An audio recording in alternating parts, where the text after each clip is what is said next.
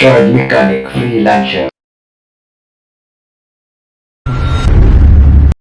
Okay mga ka-chard, nagtanggal kami ng axle mga ka-chard. Ito yung buong differential ng entry po. So kung ating makita ay tinanggalan ni Cosme yung apat na stud bolt sa kanyang backplate po. So nakita natin dyan, dito naman ako sa kabila para matanggal yung carrier.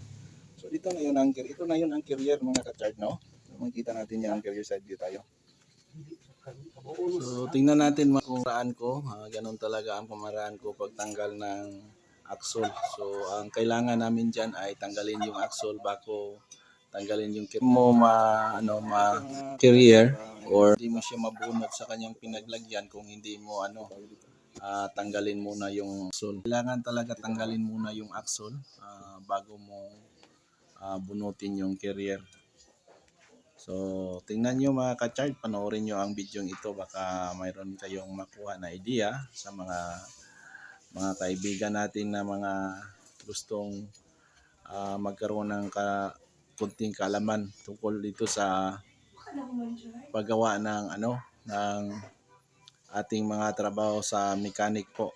So, mechanic chart po, tatrabaho tayo ngayon na mayroong humingi sa atin ng tulong kagaya nito. Kailangan talaga ipakita natin kung paano natin ginagawa yung ating mga trabaho. So yung kasama ko dyan, shout out po ni Cosme Kumaling. Siya pong nangangailangan ng axle. So tumulong na rin siya kasi yung sasakyan niya, yung L3 niya, siya lang yung gumagawa. Siya yung nagtanggal ng mga bolt ng carrier, no? Yan ang buong differential po. So ang buong differential yan, ang buong differential assembly, differential assembly talaga. Pag kinunan mo na ng carrier, so hindi na siya matawag na assembly. So yung part na differential talaga yung yung carrier ang pinakamahalaga diyan. Yun ang diyan nakakonek ang propeller tungo doon sa transmission para siya yung umikot sa dalawang axle na nakakabit sa kanya. So tingnan natin yung mga tinatrabaho namin diyan kung paano namin ginagawa. So ganun lang talaga ang mga pamaraan ni mechanic chart dito. Ganun talaga. So medyo mahina tayo ngayon. Okay lang po kahit papaano gumawa tayo ng content para sa ating YT, no, sa ating YT channel at saka sa FB. Dalawang upload natin dito sa YT at saka sa FB. Maraming salamat po sa mga tagapanood ni Mechanic Chart TV sa mga trabaho ko, sa ganon, mga ina-upload ko diyan. Maraming salamat po sa mga suportan niyo sa ating mga followers, sa ating mga subscriber. So didikdikin na natin yung backplate mga ka-chart para humiwalay yung yung buong backplate at saka axle. Kasi kasama sila eh. Ang hirap lang dyan pag magpalit ka ng bearing sa axle. Ganon talaga. Pero wala namang sadya natin dyan. Ang sadya natin ay makuha yung yung carrier. Hindi mo yan makuha ang carrier pag hindi mo bunutin muna yung yung axle. Ganon talaga ang kalakalan dyan. Okay. Kunin natin muna yung kailangan maluwagan yung fitting sa linya sa brake line niya. Pero kaso lang yung brake fitting ay kinakalawang na, medyo na matigas na talagang tanggalin. So ang gagawin natin, kakatingin natin yung steel tube niya na connection ng brake. So tanggalin natin yan. Makita natin, kinakating natin yan. At ikakatingin natin yung mga tubing dyan para Pero lagyan naman natin ng allowance para pag sakaling gagamitin natin yung yung fittings, magamit pa, pwede pa naman yung idugtong yan. Gamitan lang natin ng acetylene, soldahin natin ng acetylene. So ganun talaga ang mga pamaraan na madalian ba. Madali lang. Pag matanggal na yan, so wala nang nakakapit sa kanya, wala nang nakahawit kasi tanggal na yung apat na bolt yan, apat na stud nut. So ganun talaga ang trabaho ng mekaniko, no?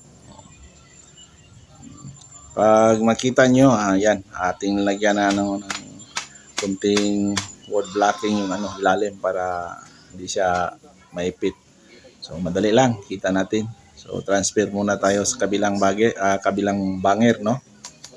Okay. So, yun naman yung didikdikin para matanggal yung isang axle sa kabila po. Okay, sa left side, kailangan tanggalin natin para mabunot natin yung yung carrier differential. Okay. Misog ka muna dyan, Cosme. Hindi niyo makita yung video pag nakaatang ka dyan. O, ganon. Okay. Okay, wow. O, madali lang. Ibot na. So, sunod nating tanggalin mga ka-charge yung yung carrier. Kunin pa natin yung lahat ng mga stud nut na nakalagay dyan para madali lang matanggal. Ito pa man si Okay, tuloy po tayo para makita ng buong kabuuan ng trabaho kung paano tanggalin. Didikdikin natin ng kunti yan para lumuwag-luwag yung yung pagdikit ng gasket kasi yung gasket ay talagang malagkit na malagkit. Talagang nakapilit talaga yung yung surface sa differential housing niya at doon sa carrier. So yan, gamitan natin ng pangsilsil. Pag hindi pa madala, talagang bira naman natin ng ibang gamit. Mayroon pa naman tayong medyo malaki na silsil dyan. So, talagang dikit na dikit talaga. At mahirapan si Chard magtanggal kahit sa labas. Ano pa kaya kung nandyan yan sa ilalim ng sasakyan? Buti na lang. Buti lang nakaiwalay yan sa kanyang nakaiwalay sa kanyang sasakyan. Natanggalan namin yan. Stock namin yan eh. Kasi pag mayroong mangailangan ng differential, ibibenta namin ang buo. Pero ngayon, kinakailangan niya, carrier lang. So, carrier lang yung aming ibinigay. So, mayroon pala tayong natira dyan, yung housing at saka yung axle. So, yung axle, pag kailangan talaga, mayroong mangailangan. So, ibibenta namin yan. Talaga yung buhay namin dito. Buhay-buhay lang ba? Sa mga kaibigan natin na gustong makita, panoorin nyo ang video ito. Talagang mapatawa kayo. Dikdikin lang. Siguro mayroong mag-react yan. Bakit dinidikdik yung yung ganun. Dikdikin mo yan. Parang pinakurat-kuratan mo ba ng konti. So, Miguel, shout out sa lahat. Maraming salamat po. Hanggang sa muli po sa ating video na i-upload natin. Makita nyo ang buong kapangyari. Ginamitan na natin ng wasay o atsa sa amin. Okay, para madali lang yung yung pagkang-an ng carrier para humiwalay sa kanyang kinaroroonan. So, maraming salamat po. Dito na tayo. Patuloy lang kayong manood sa video ito. Tapusin nyo para magagalak naman ako. Ito po'y masaya po kung may advertise yung live natin, yung video natin. Sana wag niyo i-skip. Panoorin yung ating advertise. Doon lang tayo kumikita. So maraming salamat po sa mga gustong matuto sa ganitong trabaho. Mag-abang lang kayo sa mga upload natin. Mag-love shout out po sa lahat. Magandang umaga po.